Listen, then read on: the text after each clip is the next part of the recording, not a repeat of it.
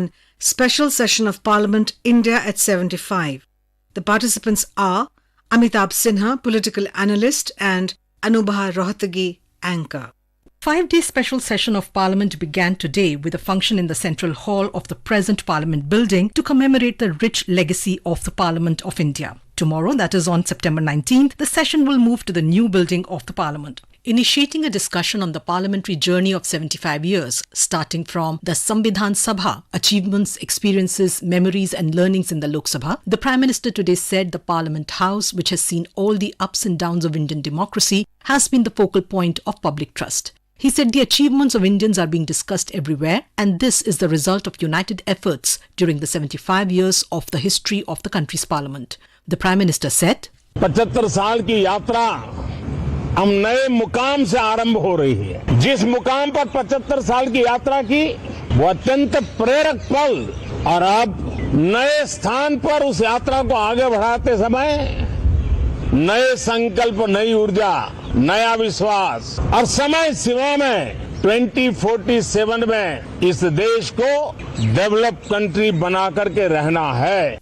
Mr. Sinha, today is the first day of the 5-day Amrit Kal session of Parliament, which will also be the last day when proceedings will be held in the existing or the old Parliament building. Now, today's proceedings commemorate the rich legacy of the Indian Parliament and its 75-year journey. How do you see this commemoration?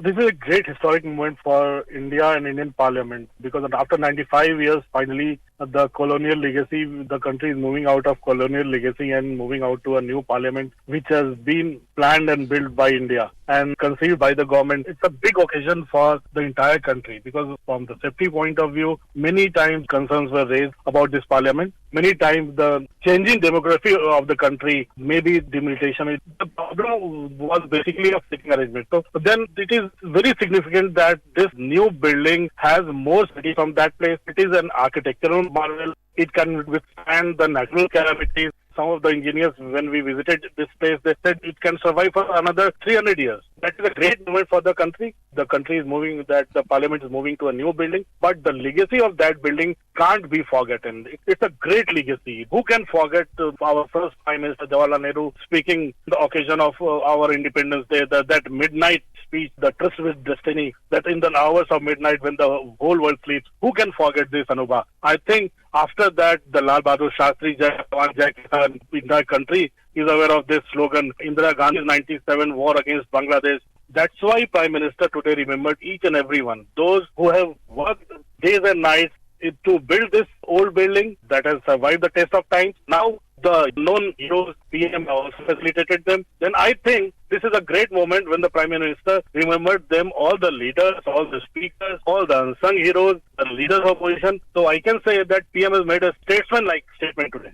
You mentioned, of course, the fact that that Prime Minister Modi mentioned the tryst with destiny speech of our first Prime Minister Jawaharlal Nehru. He also spoke about another former Prime Minister Atal Bihari Vajpayee's iconic "Governments will come and go" speech. In fact, he said that the echoes of this speech, particularly Prime Minister Nehru's speech, will continue to inspire elected representatives. How significant are these remarks of the Prime Minister? The most significant remark, I can say that when he recollected his personal journey from platform of a railway station to parliament, and he bowing his head on the stairs of this parliament, this was most significant. This signifies, without saying anything, he has conveyed to the entire nation that anybody in the country, any worker in the country, any common man in the country can become Prime Minister of India if he is committed, he is hardworking, he is in politics. He can easily become Prime Minister, and away from family politics, away from any legacy, anyone can become Prime Minister. Prime Minister is conveyed to the entire country by speaking on. The Prime Minister listed the key milestones in the history of the old Parliament building. He paid tributes to the former presidents and Prime Ministers. What have been the highlights of Parliament's historic journey? Prime Minister remembered the contribution of all of these leaders, all the leaders, right from President Rajendra Prasad to President Kovind and now Draupadi Murmu, and all the PMs from Nehru Shastri to Chandrasekhar, Atalji, Manmohan Singh. He also remembered greats like Sardar Patel, Jayaprakash Narayan Lohia, and even his mentor, Lal Krishna Advani ji. Also, he remembered speakers right from Mavlankar to Sumitra Tai. He spoke about Sumitra Mahajan and Sumitra Tai, now Om Birla ji. That is way of applauding the contribution of all these leaders in making history and making and leaving a good legacy about Ek Bharat Shresth Bharat, which he often speaks of. And he has cited many examples of the past to make this historic occasion more remembered.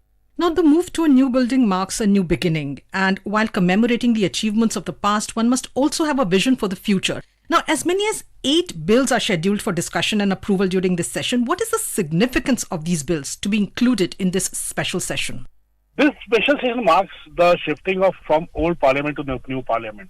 But government has indicated that there will be some bills that are very important for the country. And I think those bills cabinet meeting today will take care of all those bills, because government has not yet come out of government business of clearing the bill. But there is highly likelihood some of the bills are linked to the government, important government functionaries, and I think the government will come out tomorrow. I think tomorrow they will shift to new parliament. There will be a photo session, then joint sitting in the central hall. I think the first of the bills will be introduced in the Lok Sabha, I think on Wednesday, day after tomorrow. Now, the Women's Reservation Bill has been pending passage in the Parliament for a long time, and some opposition members have urged the passing of this bill during this particular session. How important is this bill, Indian Parliament's 75-year journey? This bill is very important to empower women, to give women equal partnership in running the country. They will empower women to take decisions for the country in the favor of women who are downtrodden, who are not in the list of those the women who are flying high. I think the government is committed to bring this women's reservation bill, likely to see the light of the day in the special session. BJP has been always supportive of this. BJP, when it was in opposition, it always supported the bill. When Rajiv Gandhi, with brute majority in Lok Sabha, more than 400 MPs, introduced this bill in Lok Sabha in 1989, he was supported by BJP and left parties, RJD, Samajwadi Party and Janata Dal. All parties opposed this move of Rajiv Gandhi. Ultimately, in Rajya Sabha, this bill was defeated by 5 votes, and then Rajiv Gandhi announced the elections, and I think that bill was left pending. Then Narasimha Rao tried, then Deve Gowda tried. Again, it was during Manmohan Singh's tenure in 2008. The government was make sincere efforts to pass this bill in Rajya Sabha, but though they wanted to pass it in Lok Sabha, but couldn't see the light of the day in Lok Sabha because they didn't have majority in Lok Sabha. I think now the government is committed, but they will have to sort out many things before that. The bill introduced by Manmohan Singh government said whatever will be the reservation given to SC/ST communities in Lok Sabha and state assemblies, 1/3 of that will be given to SC/ST women. There was Samajwadi Party and RJD wanted reservation for OBC within that reservation. There were some parties that were suggesting that a political party should give 33% of the reservation within their own team. They should give 33% each to the women leaders in the Lok Sabha. There were lots of options, there were lots of suggestions, but consensus couldn't emerge. That's why that bill was kept pending so long. Now the government is committed to bring that bill. I think the process will begin soon. The Prime Minister and opposition spoke about the maturity of our democracy and our constitution. How has the maturity of our parliamentary system contributed to taking India to where it is at present? Our constitution and our parliament are one of the parliament, we can call it the temple of democracy, and our constitution is one that runs that democracy. Our country runs on constitution, and India, that is Bharat, shall be the union of states. Some powers are given to states, some powers are with union, some powers are in concurrent list. So powers are distributed among states. Center has been given some more powers. I think there are mutual checks and balances in the constitution, in parliament, state assemblies, in bureaucracy. There is a great balance between judiciary and bureaucracy and legislature that is taking our country forward, and we are a proud democracy that is moving ahead on the way of development. Journalists covering parliament proceedings came in for special appreciation from the Prime Minister. He lauded how they conveyed information from parliament to the country even when there was no technology available. Exactly. The Prime Minister praised journalists, and this is good for all of us. I have been a member of Parliament's Press Advisory Committee for 10 years, and I think we were part of giving accreditation to the journalists, issuing passes, looking after their safety. And this committee was constituted in British times, before independence. And I think when the Parliament continued with this committee for so long, and journalists, I have seen journalists sitting there right from the beginning at 11, continuing even at midnight. When the House has adjourned, many times House runs for 18 hours, 10 hours. Continuous debates goes on many important bills. I think many journalists have worked so hard there that the information has percolated down to every nook and corner of the country. And that's why Prime Minister has praised those journalists. Among the many mentions that the Prime Minister made, he also appreciated the work of the Parliament support staff right from the time when the Parliament was initially built. It was built by British, architects were British, but the men who worked here, the labor who worked here, all were Indians. They have worked hard. They worked day and night to build this parliament. Now, same is the case with the new building. The workers have worked overtime here because during the time of Corona, when people think that it will not be completed in time, then many times we have seen Prime Minister visited the monument building. He interacted with workers there and interacted with the engineers about the work being done, about how long they will take to construct this. He inspired them. He led from the front. And now, when the parliament building was constructed, he met all these unsung heroes and facilitated them.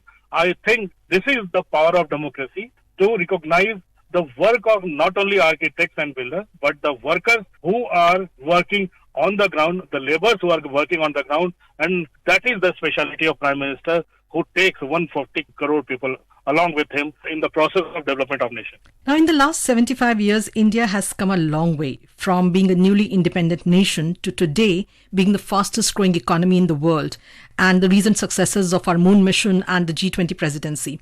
As we take pride in these and many more such achievements, what are the challenges that India face in the coming years?